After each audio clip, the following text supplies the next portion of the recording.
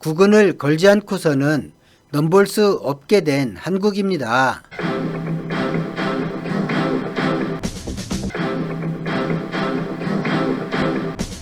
강력한 북한 정책을 펼 것이다. 일본을 앞세울 것이고 일본의 의견이 우선 반영될 것이다. 바이든이 당선되고 일본과 국내 언론이 비슷하게 전망했던 내용입니다.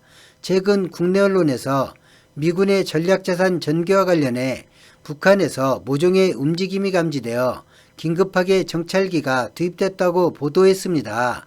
그동안 이런 보도에는 미국에서 지적을 하지 않았을 뿐만 아니라 반대로 북한에 알리려고 했었습니다. 정찰자산이 24시간 감시하고 있으며 폭격기도 한반도 상공을 드나들고 있고 구축함에서 ICBM을 요격하는 실험도 했다. 군사 기밀일 수 있는 이런 사항을 상당히 고의로 노출시켰습니다. 좋게 표현하면 함부로 나대지 말라는 것이고 나쁘게 표현하면 이런 움직임에 북한이 반발하기를 원했던 것입니다. 그런데 국내 언론의 추측성 보도를 접한 미국에서 전혀 다른 발표를 하였습니다. 미 태평양공군 일지바흐 사령관은 24일 미 공군협회 주최로 열린 화상 기자회견에서 미국의 정찰자산 급증 보도와 연계한 최근 북한의 내부 동향 변화를 기자가 묻자 관련 보도들은 때로는 정확하지 않다며 한반도에 전개되고 있는 정찰 자산과 관련한 한국의 일부 언론 보도는 추측에 불과하다고 일축했습니다. 윌지바흐 사령관은 정찰 자산 전개에 확대 해석하지 말 것을 당부드린다고 말했습니다. 북한에 적극적으로 전략 자산 전개를 알리려 했던 이전과 반대 행보를 한 것인데 바꿔 말하면 북한의 무력 도발을 미국이 지금 원하지 않는 상황인데 잘못된 언론 보도로 북한이 자극받아 맞대응할까봐 염려한 것이고 이 때문에 준비하고 있는 북한과의 대화가 어려워지는 것을 우려한 것입니다. 한국 매체들은 미 공군이 단 2대 보유한 컴뱃센트 정찰기 한 대가 지난 22일 한반도 상공을 비행했다는 민간단체의 자료를 인용해 북한이 도발을 준비하고 있고 미국이 모종의 조치를 할 수도 있다는 식의 기사를 내보냈는데 이 기사에 불쾌감을 내보이며 반론한 것입니다. 미 태평양공군은 항상 예의주시하고 있죠. 북한의 미사일 발사 징후나 실험도 경계 대상이지만 미 태평양공군에겐 러시아나 중국의 움직임도 경계 대상입니다. 그러니까 특별한 것이 아니라 1년 내내 이루어지는 정찰이라는 것입니다. 북한에 알아달라고 고의로 공개했던 미국이 이번 언론 보도에 반론을 했습니다. 바이든이 취임하기 전과 후가 달라진 것입니다. 북한과 한국, 한반도를 보는 시각 자체가 모두는 아니지만 조금씩 변해가고 있음을 알 수 있습니다. 시각이 변한 중심엔 당연히 국격이 변한 한국이 있습니다. 강경 대응과 강력한 압박을 요구한 취임전과 우선순위에서 대화를 강조하고 있는 취임으로 정책 방향이 확 뒤바뀐 것을 알 수 있습니다. 1월 20일 바이든이 취임하고 한반도 관련한 의견들이 쏟아져 나왔는데 몇몇 의견은 정책과 실천 방법을 제시하며 이렇게 해야 미국 이익이 극대화되고 한국과 북한을 길들일 수 있다는 상당히 재수없는 의견이 있었습니다. 의견을 말한 이들이 속한 단체에는 일본에서 정기적으로 후원하고 있다는 공통점도 발견할 수 있고 중국을 적대시 하지 않는 한국의 태도를 대체로 지적하는 걸 알 수 있습니다. 군사 및 안보 전문가라 불리는 이들의 의견 중 몇 가지를 소개하자면 미국이 북한에 선제적 군사행동을 할 때 굳이 한국의 사전 승인을 받거나 통보할 필요가 없다는 의견이 있었습니다.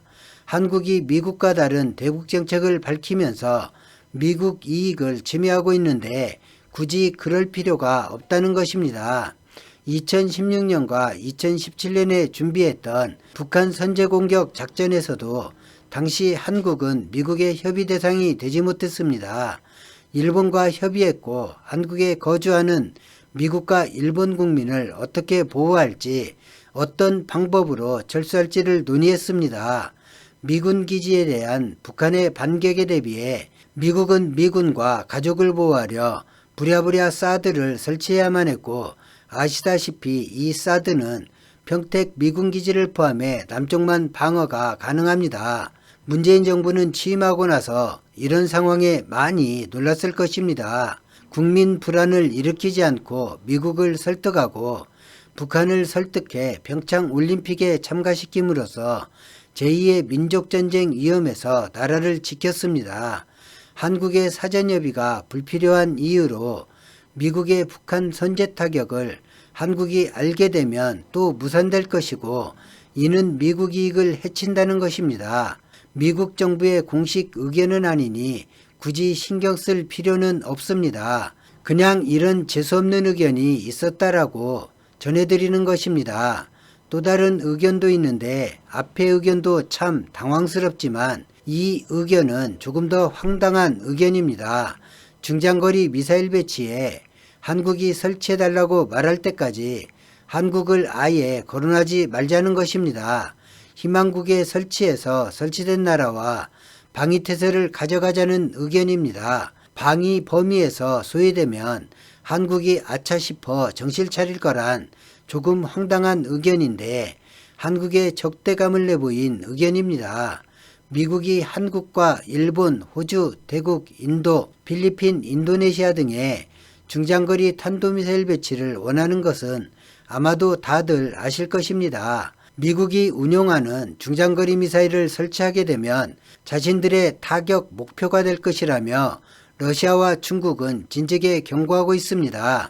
설치 희망지역 중 한국은 불가를 분명하게 표명했고, 호주는 배치에 찬성하고 있으며 일본은 한국과 동시에 설치를 희망하고 있습니다. 사드 때처럼 중국이 보복한다면 일본보다는 한국으로 향할 거라는 계산이죠. 중국은 한국과 일본에 사드가 설치되었는데 한국에만 보복을 하고 있을 뿐 일본엔 면죄부를 주었습니다. 국내에서 정신 나간 사람들이 미국의 중장거리 미사일 배치에 찬성하고 있는데 한국은 이미 중장거리 미사일 보유국입니다.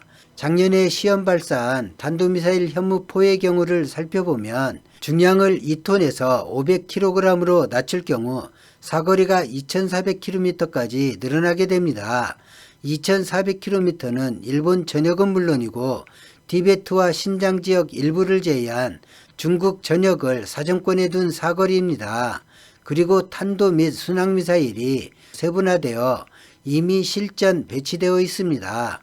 그런데 이 미사일들은 미국이 쓰지 못한다는 것이죠. 그렇기에 중국과 러시아가 말이 없는 것입니다. 그래서 미국은 미국이 운영할 중장거리 미사일을 배치하려고 하는 것입니다. 한국 의도와 상관없이 미사일의 설치 목적이 분명하기 때문에 한국은 중국과 러시아를 군사적으로 적대하는 것으로 확정되어 버리는데 미국이 이를 원하는 것이죠. 그리고 이보다 중요한 것이 있습니다. 미국, 중국, 러시아가 서로 전면전을 하기보다 대리전 성격의 군사행동을 하려 할 것인데, 이 경우 가까운 곳에서 위협을 주는 미군이 운용하는 중장거리 미사일이 있는 나라를 중국과 러시아가 우선 타격할 것이고, 한국은 원하든 원치 않든 전면전을 할 수밖에 없게 되는 것입니다. 어느 나라든 한국에 직접적인 위협을 줄 때 한국은 군사력을 사용하면 됩니다. 군사적 충돌 이유가 한국 영토에 설치된 외세 무기가 되는 건 어떤 이유로든 받아들일 수 없는 일입니다. 미군이 발사해도 한국 영토라면 한국이 도발한 것입니다. 미국과 일본을 위해 앞장서 표적이 될 이유가 조금도 없습니다. 미국의 대한민국은 동맹국이란 그 자체로 중국의 위협이 되는 존재입니다. 그렇게 위상이 변했습니다. 우리 정부와 국민이 미군이 없으면 중국과 북한 침공에 아무것도 못하고 무너진다는 그런 황당하고 나약한 사고만 지니지 않으면 지금 한국의 군사력이면 어느 나라도 국군을 걸지 않고서는 감히 침략하지 못합니다. 오늘 영상은 여기까지입니다. 고맙습니다.